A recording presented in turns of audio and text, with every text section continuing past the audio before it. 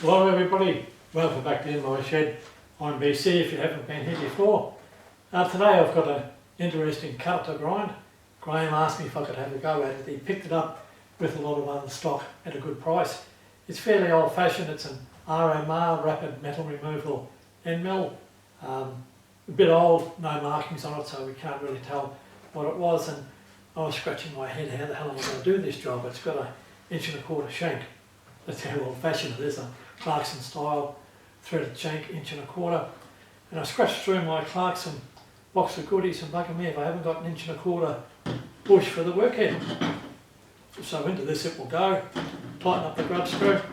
But I'll zoom you in on the cutter and have a good look at it before we do any of that work. It's really had a go on a bench grinder. Somebody who knows as much about cutting tools as he does about grinding bamboo gave it a good old grind.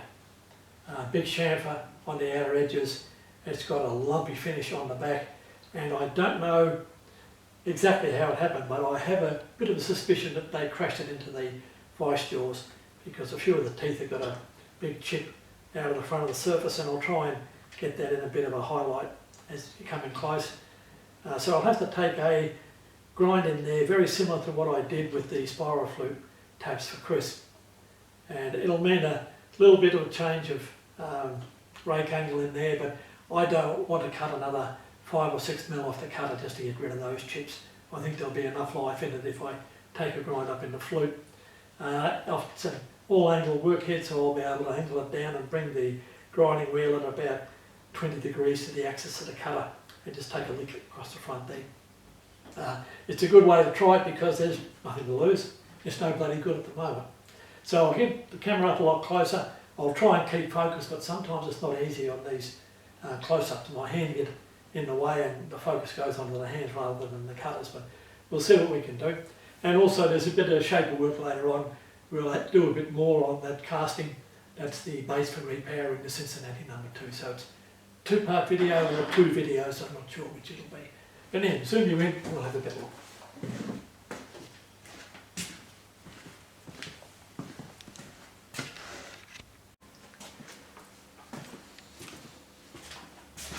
Here we are back again, and I'm surprised how well that camera has focused. You can clearly see the damage inside the front of that flute there. And it's probably about 1 1.5 mil deep. It's quite badly hit. And looking from this angle, I can see the top of the teeth there are just starting to look a little bit glossy. So ideally, to get this cutter back to good nick, it'll take about 1 millimetre out of the flutes to bring these teeth back up sharp. To buy something like this new was probably 250, 300 bucks. So it'd be worth the while, and it'll make a good video too, I think. So the operation will be to dish the end, if I can, and shorten it up so the chamfer here is substantially less than it is at the moment. If I can get that concave by about 1.5 mil, it'll bring it back to where I can grind a reasonable clearance in behind the cutting edge. So probably 3 operations. I'll grind it until I get sore in the legs, and then we'll go on to the shaper later on today. Okay, oh, and Mike Smythe, if you're watching, can you give me a call please? I can't find your phone number. Okay, bye for now.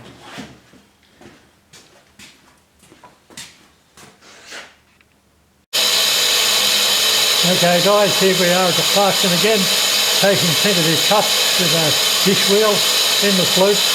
I tried grinding the end of the cutter and I didn't have much success, so I'm moving on a little bit and trying what I can. It's the first time with this setup, and it's not very easy to get it done. So I'll take a few light cuts like this, and then I'll bring you around behind the operator station. A little bit more for you then.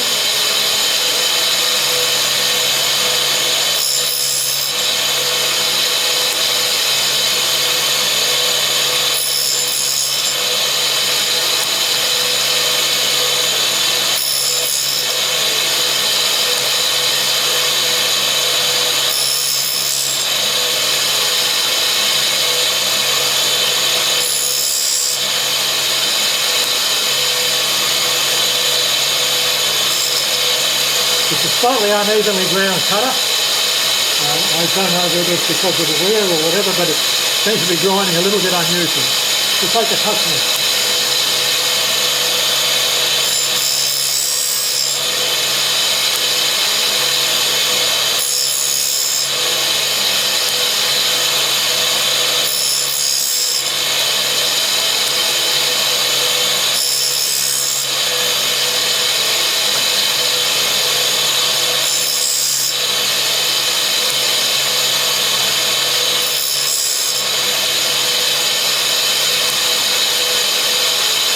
It's also very unusual in that it seems to have a varying helix. Anyway, bring it around to the workstation and have a look for him. I don't think you'll get any better than that, so I'll try and put it through with a cycle. I'm only taking very light cuts because it's a disc wheel, so you won't see a whole lot of spark. I hope I don't get in the way of the focus. There we go.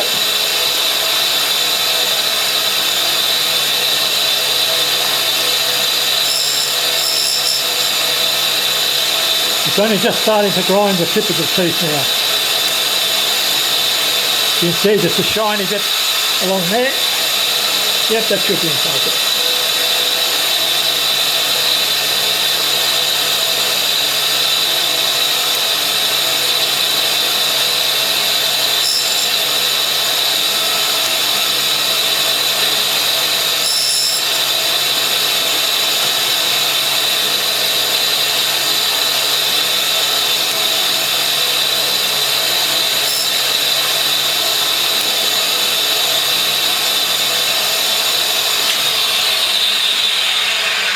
I'll just back you up a little bit.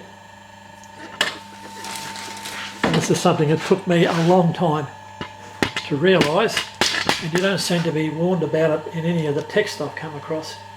But if you have a look at that setup there, there's a lot of weight cantilevered to the right hand side of the table, and this seems to make the table vibrate a little bit. I found this with the side and face cutters. I just could not stop that bloody thing vibrating. Every time you move the table it gives this brrrr and a very, very rough grind. So I choked the indexing finger up a hell of a lot closer to the cutter and evened up the weight on the table, and that virtually eliminated the chatter. I don't have any chatter here to worry about, but with a heavy indexing finger like that, and it is a beauty, and the workhead right off the side of the table, you can really get the whole lot out of balance and load the table up. So I showed you before, you can just see the start of the teeth shining up there.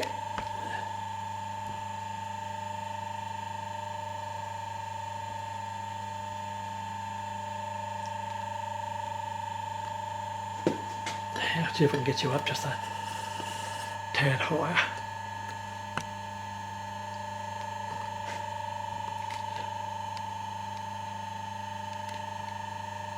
And it's about to lose focus. Okay, you can see the tops of the teeth there, or the right face of the teeth, just starting to show a little bit of a shine there as I'm bringing the edge up, and you can feel them being really sharp. I'm trying to remove the smallest amount of material possible. As I said, it's a varying helix, but it's also a varying hook angle in there, so the teeth don't have constant rake from the start of the cutter to the back, and it's making it very, very difficult. But as the cutter was unusable, if I give it an average sort of grind, well, it'll perform like an average sort of cutter. Okay, all the best for now. Like and subscribe, and if we get a bit of a chance later on, we'll get some time on the shaper as well. Bye for now. Hello everyone, we're back again on the old shaper, CMZ 450. Now, I could only cut it that far across on the workpiece last week, as the tool holder was going to whack up against this part of the casting.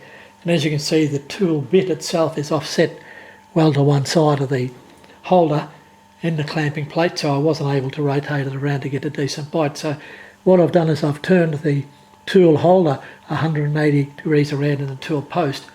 Now normally I like to have it the other way around, because the tool bit is then back under the pivot point for the clapper box, and if you've got it out in front, it can tend to dig in with the cutting action. If it's at the back, it'll go out of the cut and you get a less vibration cut. But this is all you can do. I'll start to shape up and take a bit more off.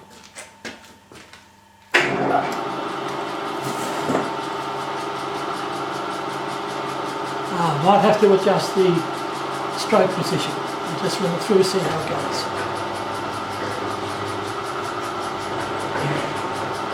Oh no, we got enough stroke there. Okay, shaper Andy would have said, let's go for it.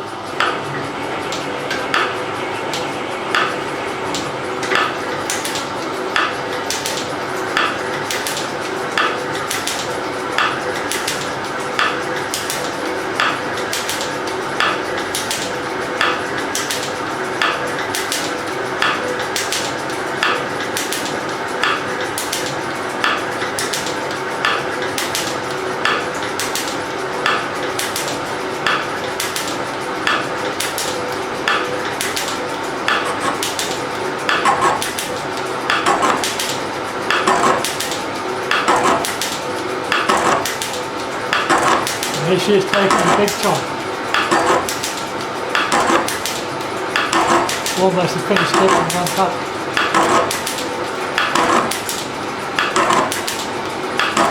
Got to get my head in the way, make sure I don't crash the tool post or the tool holder into that flange.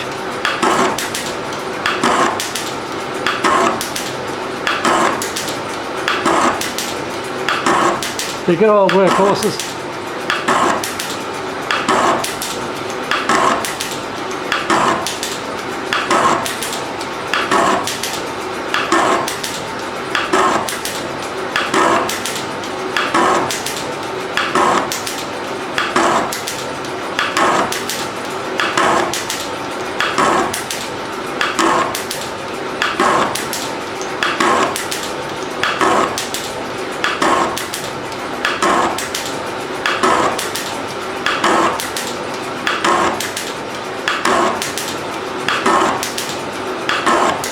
Okay, I'll bring her back out and just drop it a few feet to finish off the deck.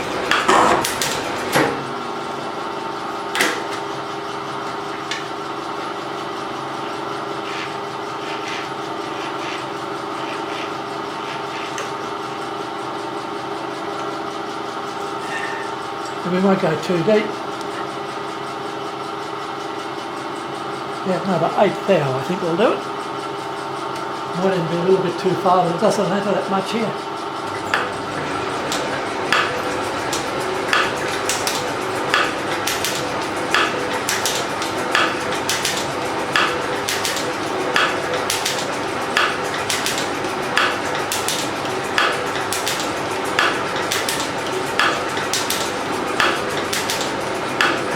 Almost into the cut again.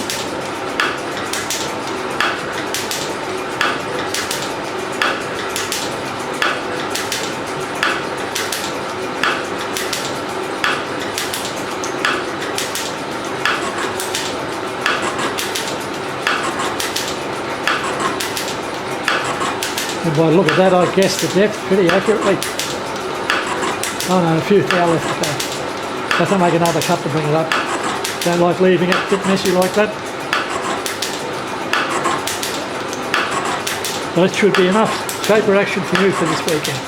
Bye for now. Please like and subscribe if this is your first time. Bye, mate.